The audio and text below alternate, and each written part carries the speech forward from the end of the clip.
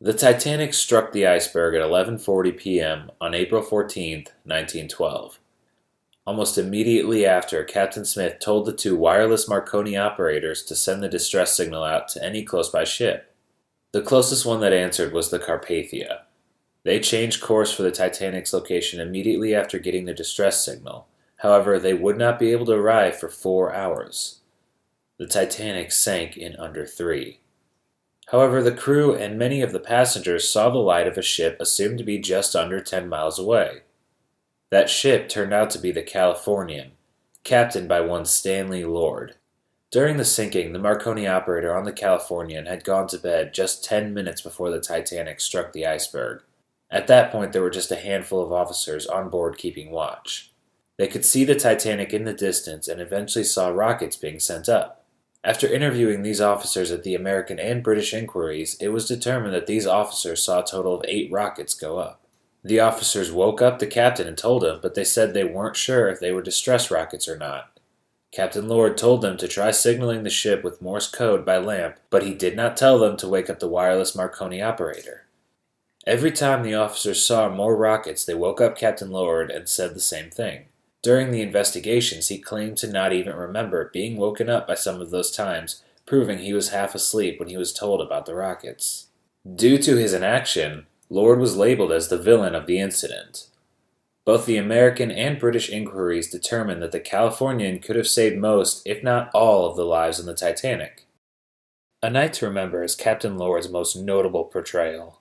In this film, the Californian crew are portrayed as pretty dense and clueless, while the captain himself is portrayed as lazy and apathetic.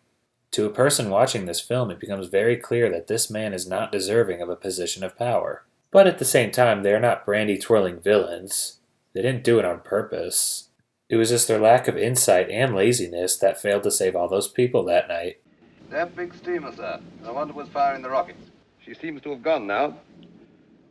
She didn't fire any more rockets? No, sir. Very well. What's the time? 2:45, sir. Well, enter it in the log. Aye, aye, sir. In 2012, a 1-hour TV special was released called SOS, The Titanic Inquiry. This drama was based off the actual transcripts of the British inquiry of Captain Stanley Lord and his officers. This version of Captain Lord is incredibly arrogant. He dodges many of the questions and even smirks while doing so. That there were no colors in the lights that had been seen. Do you remember that? I do not. And that he, Mr. Stone, assured you that they were white lights? He has told me all of this since, but I have not the slightest recollection of anything happening that way. You have no reason to doubt it. If he's telling the truth, I do not.